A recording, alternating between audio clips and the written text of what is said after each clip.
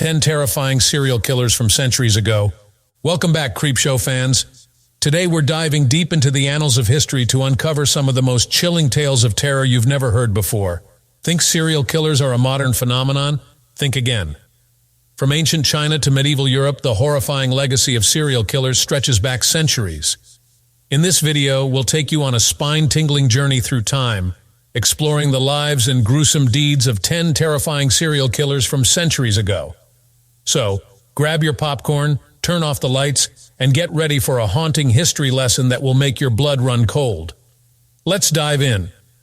Despite our belief that it is a contemporary issue, serial killers are not exclusive to the 20th or 21st centuries.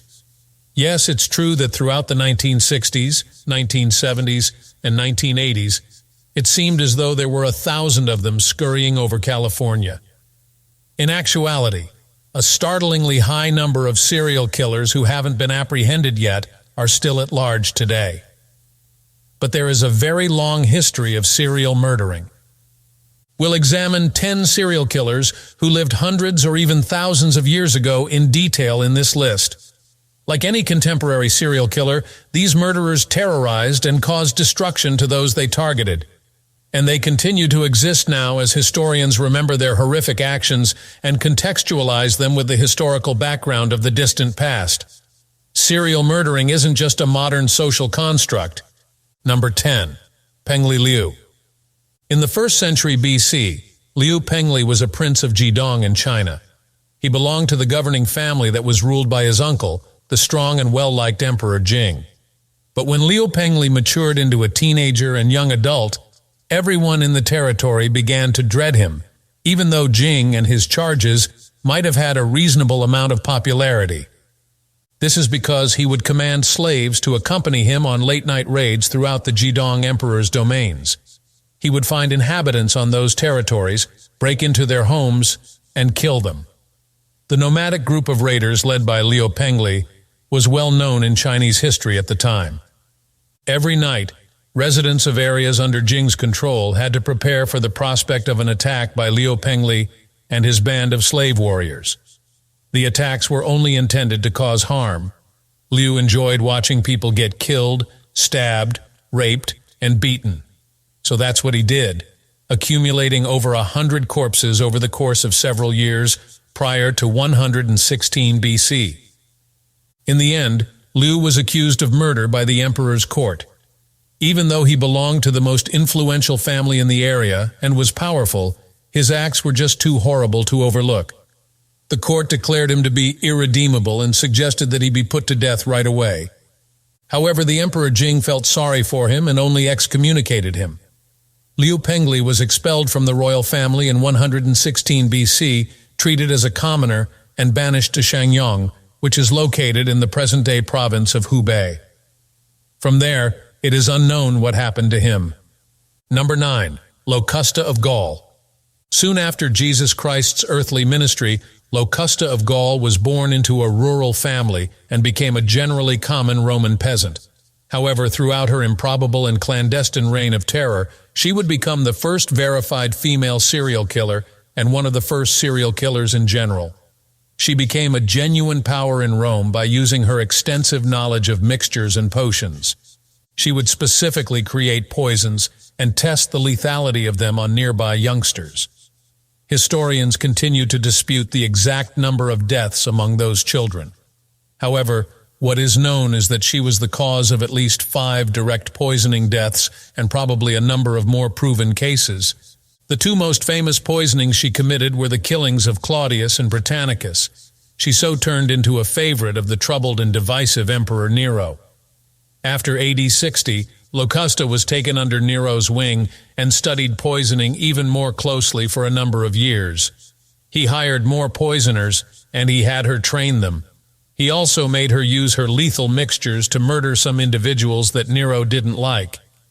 Ultimately, upon Nero's demise, Galba, Nero's successor, captured and executed Locusta as well.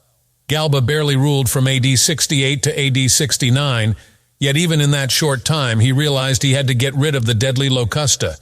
That's what he did, and the first serial killer in history met a grisly end of her own. Number 8. Alice Kyteler. Alice Kyteler, who was born in 1263, was the first person in Irish history to be executed for practicing witchcraft. She did not, however, make it to the stake or the gallows. Instead, she was able to flee to Flanders or England. After then, she vanished from sight permanently. In essence, Alice was a cunning Irish woman who repeatedly wed wealthy men. Her spouses passed away under enigmatic circumstances not long after they were married. After that occurred 3 times, Alice received a sizable inheritance from their estates. John Le Poer, her 4th spouse, eventually came to the realization that something was seriously off. Early in the 1320s, he unexpectedly became ill with a terrible illness. His illness ultimately caused his demise. However, prior to his passing, he expressed concern that she might have been the cause of his death, as well as the deaths of his predecessors who also had a relationship with Alice, rather than a natural one. For what it was worth, he didn't believe that Alice was a witch. Rather, he thought his wife was poisoning him in order to gain access to his large estate after his death. It seems that Le Poer was most likely correct. However, things did not turn out that way. Alice faced persecution for being a witch in 1324, following the death of Le Poer, who left his offspring from previous marriages to battle Kyteler for access to his land. But she never reached the stake. She fled Ireland and vanished from sight. Petronella de Meath, her servant, was the one who was flogged and killed at the stake in her stead. Additionally, Petronella was perceived as an alleged witch who collaborated with Alice.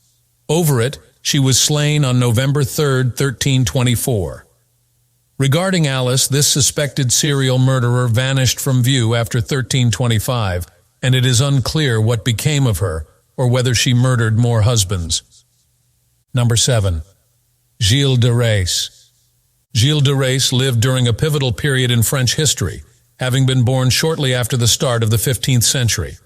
He was a powerful and affluent Brittany-born knight and lord. He also made a significant contribution to 15th century military events. He was the fabled Joan of Arc's armpit companion to start. During his early adult years, he was a well-known leader in the French army who was highly regarded for his valor and capacity to prevail in combat.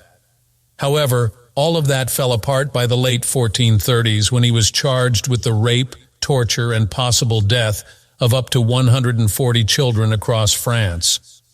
By 1433, things were really starting to go wrong for Gilles. He gradually stopped participating in battle and serving as the 100 Years' War commander that year. Additionally, he began frivolously spending his large income on ostentatious items like food, jewelry, and other items. He began selling off his holdings to the highest bidder in order to pay his outrageously expensive expenditures at the time. That did not sit well with his family, especially his powerful younger brother René de la Suze. Eventually, by 1435, King Charles VII had put Gilles under interdict, meaning he was not allowed to engage in church activities or obtain church privileges. Then, in May of 1440, everything truly fell apart. Gilles attacked Jean Le Ferrand, a cleric, inside a church that same month.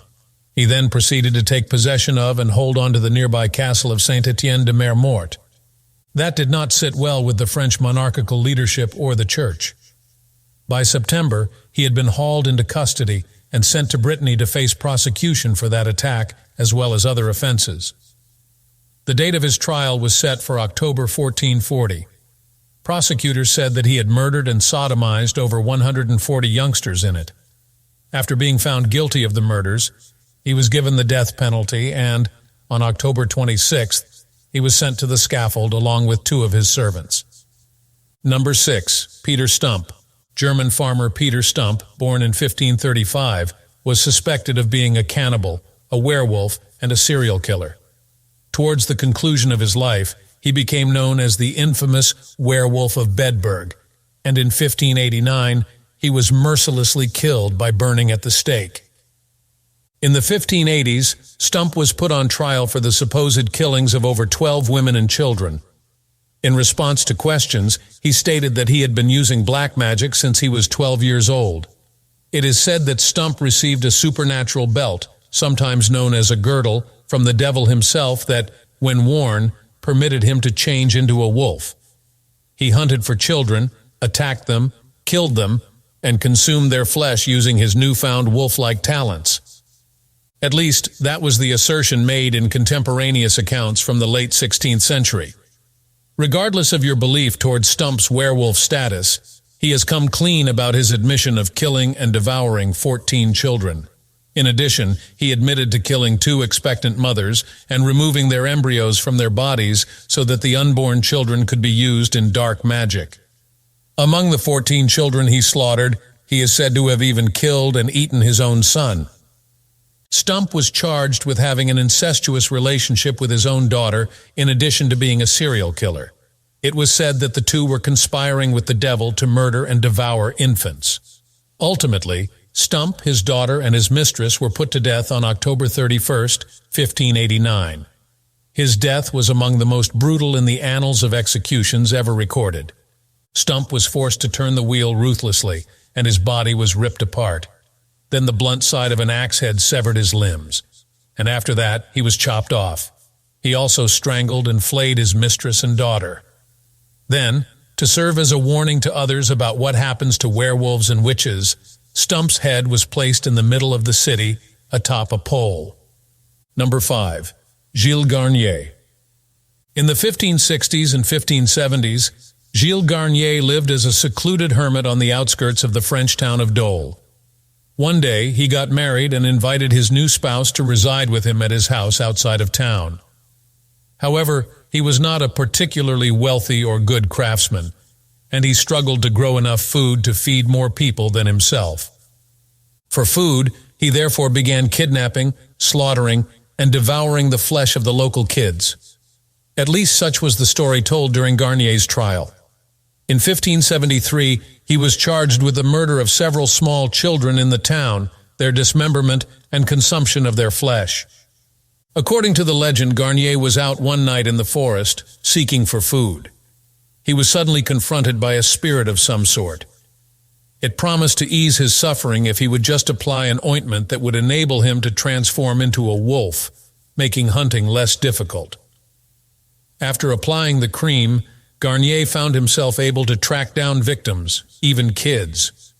Gilles then admitted to abducting, killing, and harassing 4 children, ages 9 to 12. He tore meat from the children's limbs in each instance, eating it for himself and bringing back slabs of meat for his wife to consume.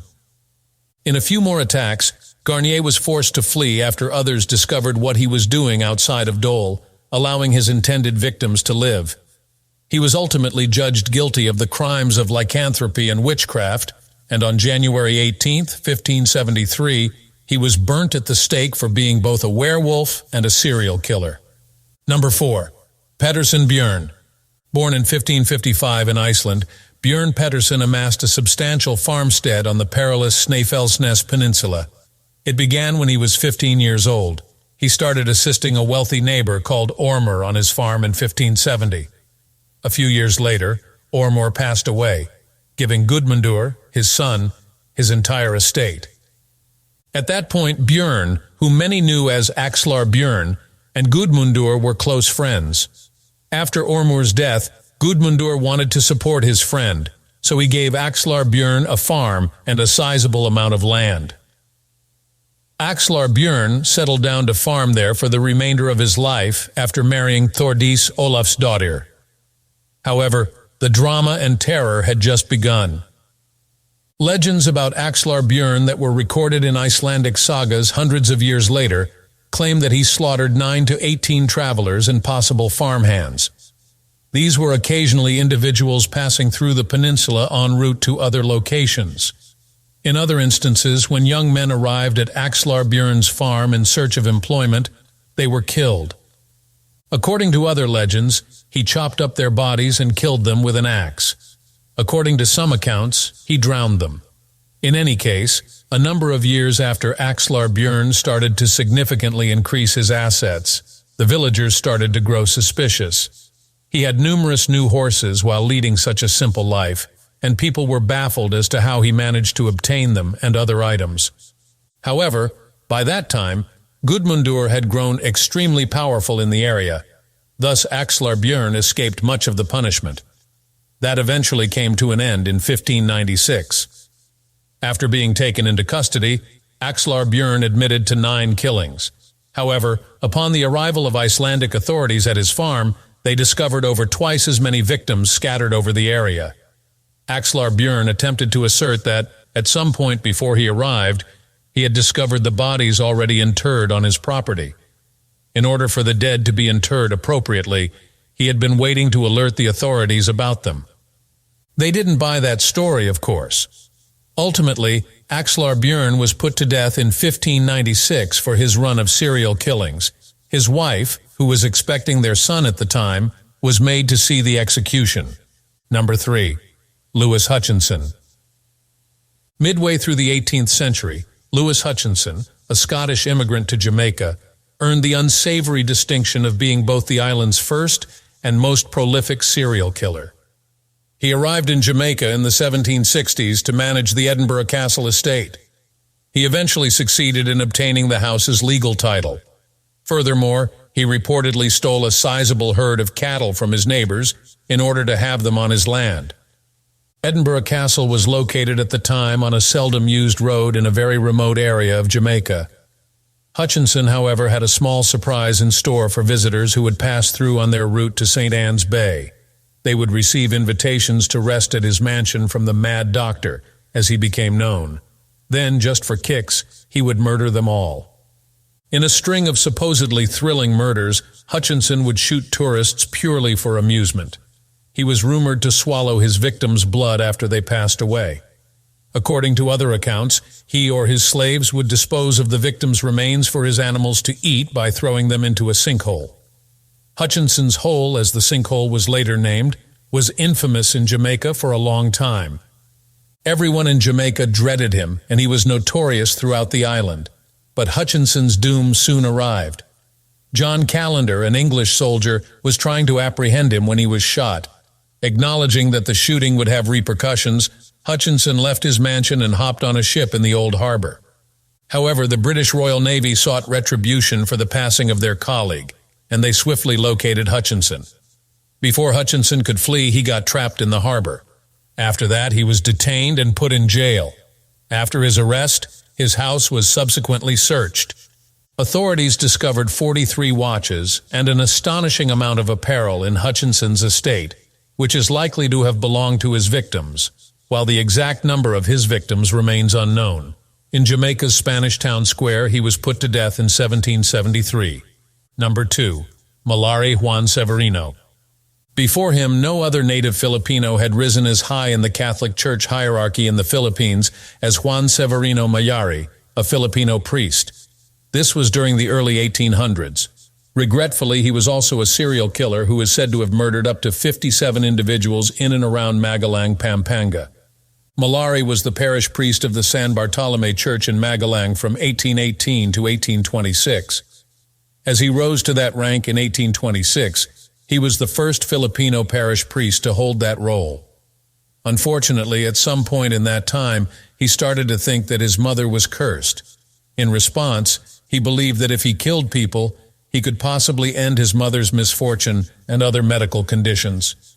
It's unclear how those two things are related, but Mallari told himself as much, and that's when the killing started. Mallari killed people in and around Magalang and throughout Pampanga for many years. During that time, the bodies of at least 57 persons were discovered. They were discovered in diverse locations, having died in a variety of ways.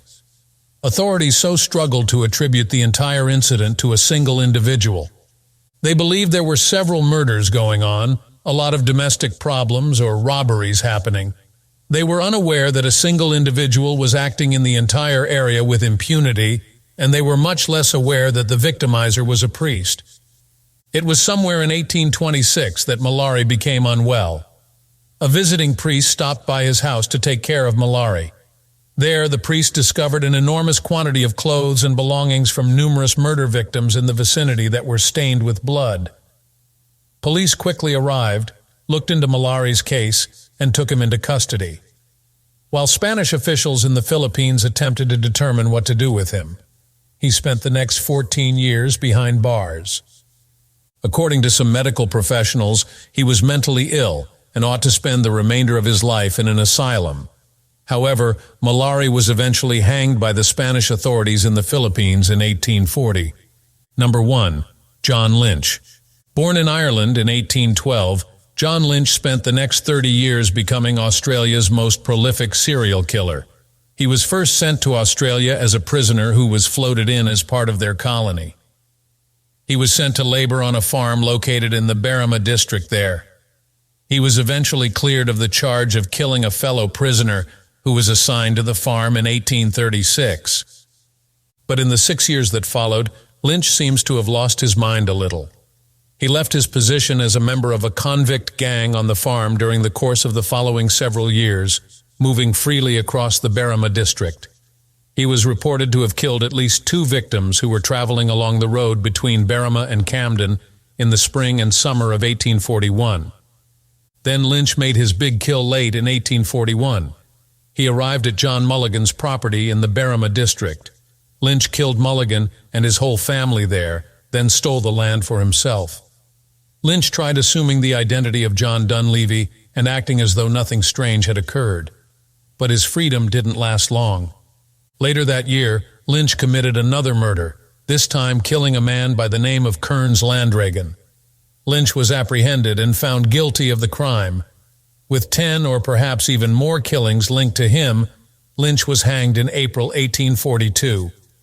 And there you have it, Creepshow fans. 10 bone-chilling stories of history's most terrifying serial killers. These tales remind us that the darkness in human nature is not confined to any one era. If you enjoyed this deep dive into the macabre, make sure to hit that like button and subscribe to our channel for more horrifying histories and chilling tales from the shadows. Don't forget to click the bell icon to get notified every time we drop a new video. What historical horror do you want us to uncover next? Let us know in the comments below. Until next time, stay creepy and keep your eyes open. You never know what might be lurking in the dark.